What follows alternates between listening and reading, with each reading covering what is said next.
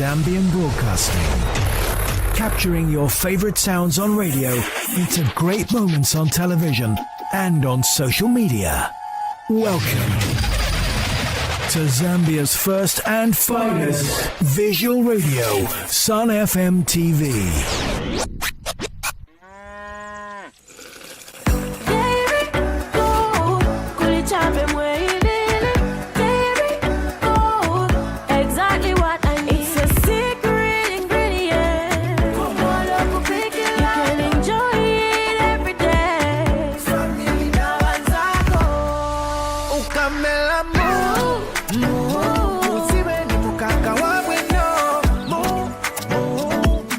Not just milk.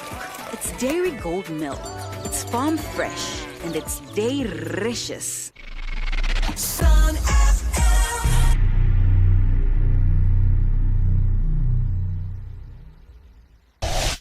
This is Sun FM. It's 4 p.m. Sun FM. The news.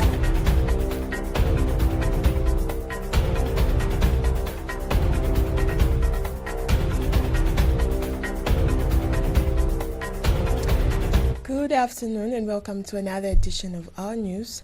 We take a look at the stories making headlines.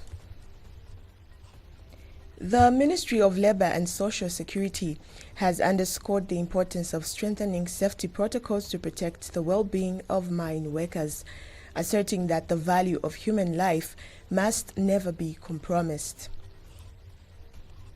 Pupils at Solwezi's Moshitala Secondary School have continued sharing toilets with their teachers due to shortage of ablution blocks at the school. A young man has died after being trampled by an elephant in a bush near Zambia Railways compound in Livingstone's Linda Township. The National Wheelchair Basketball Association of Zambia has called for financial support from the government and stakeholders in order for them to participate in all major tournaments.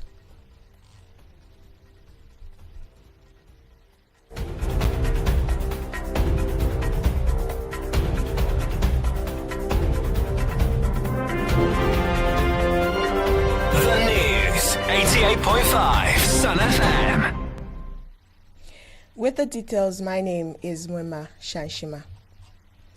The Ministry of Labour and Social Security has underscored the importance of strengthening safety protocols to protect the well-being of mine workers, asserting the value of human life must be compromised. Ministry of Labour and Social Security Principal Public Relations Officer Mwakandawa says the ministry is deeply saddened by the tragic death of a dump truck driver at Kalumbela Mine, which occurred on June 21, 2025 at Sinotel Pit. She said, according to preliminary reports, the driver lost control of the dump truck while descending into the pit, struck a hole, and the vehicle subsequently caught fire. Ms. Ndawa said mining remains one of the most vital pillars of Zambia's economy, yet also one of the most hazardous professions, and the ministry recognizes the urgent need to reinforce safety standards and safeguarding the lives of mine workers. She stated that the incident serves as a somber reminder of the critical importance of occupational safety and health in the mining sector. Ms. Ndawa said the ministry has since extended its heartfelt condolences to the bereaved family, the company, and fellow workers during this difficult time. The ministry has further reiterated its commitment to upholding the highest occupational safety standards across all mining operations in Zambia to prevent such tragedies in the future. To this end, a comprehensive investigation will be conducted in collaboration with the Mine Safety Department and other relevant authorities to undermine the circumstances leading to the fatal accident and to identify any systematic gaps. Pupils at Solwezi's Motishala Secondary School have continued sharing toilets with their teachers due to shortage of ablution blocks at the school. School head teacher Greenwell Nyanga appealed to government to consider constructing an ablution block for both teachers and learners. Ms. Nyanga says the school also lacks a laboratory, stating that pupils who are sitting for examinations are just using their theory skills to answer practical exams. To serve a purpose, though we have so many needs as a school here. We just moved to check on the toilets there. When you look at the distance from the new structure to where few toilets are, it is close to 400 meters. So it will be a challenge for our teachers as well as our pupils to move from the new building to where the toilets are. In fact, they are not even enough because they are just about 12 for that number of pupils that I've mentioned. Again, would want the government, in addition to what we have been given, at least a laboratory.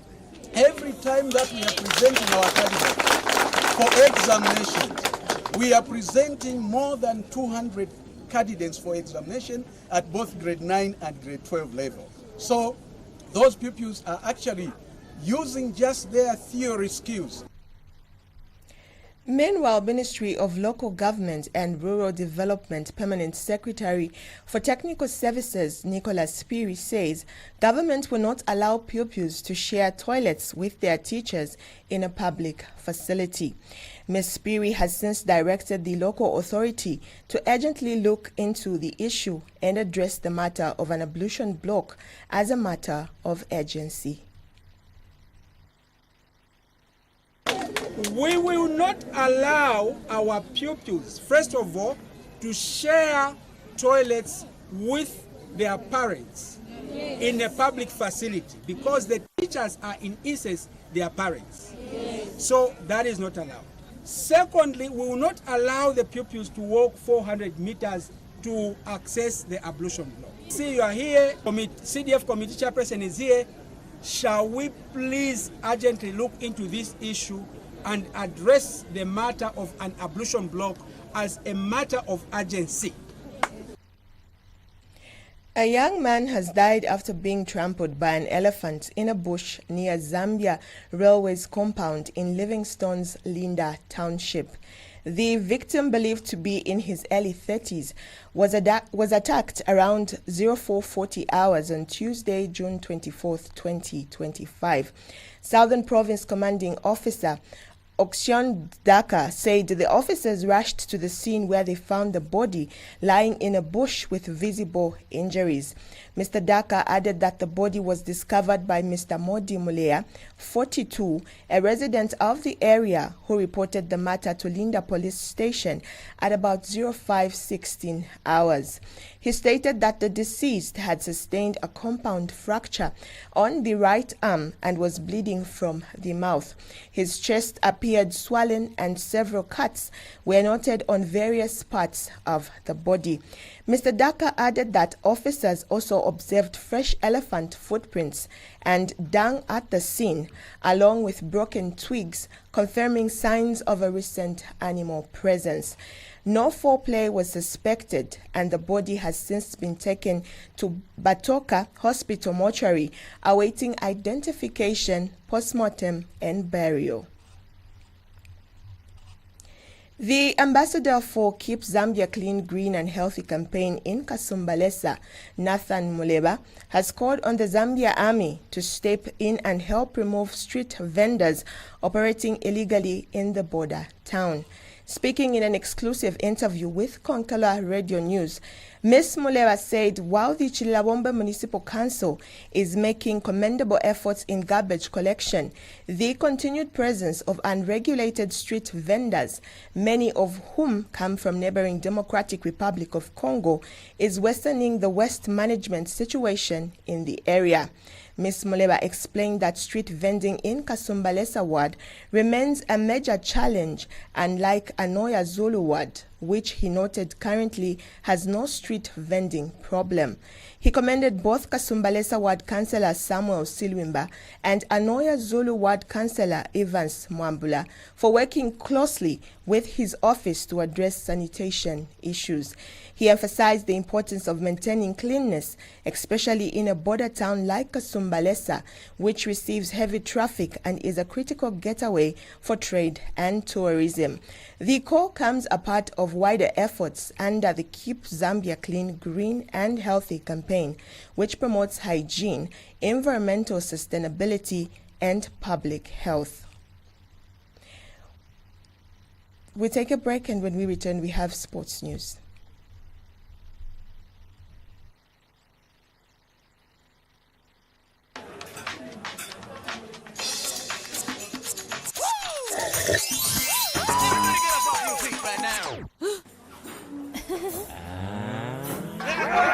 Shake and sip down in your soul. What you waiting for? Come on, let's go. Shake and sip. Get up and show me how to shake and sip. Get up off your feet. Shake things up with Shake and Sip Fruity Milk. Shake and sip. Go, go, go. Every moment to be in the zone. Shake it up, shake and sip is the way to Shake go. and Sip, when fresh meets fruity. The National Wheelchair Basketball Association of Zambia has called for financial support from the government and stakeholders in order for them to participate in all major tournaments. Speaking during an interview with Zanis, Association President David Mukwasa said the National Wheelchair Basketball team was unable to play in the qualifiers games this month following a suspension as a result of failure to meet the required participation amount. Mukwasa has since appealed to relevant authorities to come on board and assist them with an amount of $23,000. He further stated that the team will only be allowed to participate in the upcoming July tournament if the association pays the required amount. Mukwasa, however, indicated that despite challenges, the team is well prepared ahead of the tournament.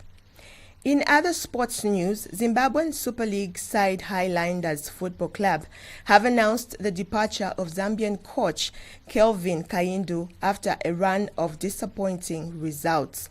The Bulawayo-based Giants have managed just one win in their last 7 matches and now sit 9th on the table.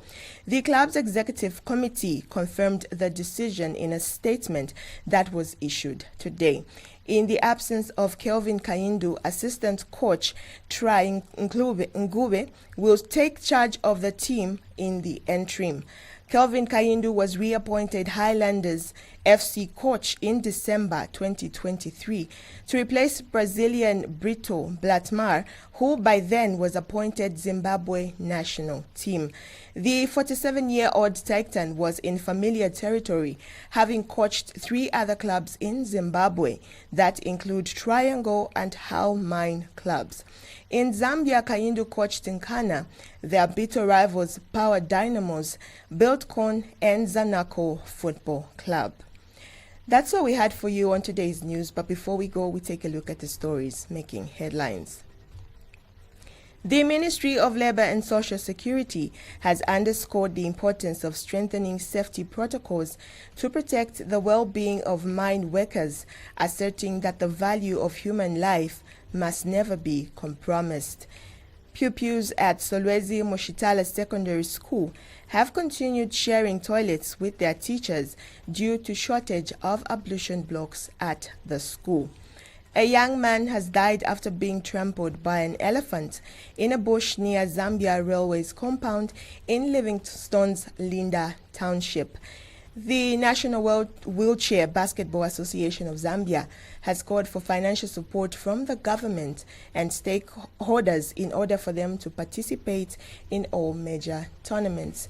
Thank you for watching and listening. On behalf of the news crew and production team, my name is Mwema Shanshima. Good afternoon.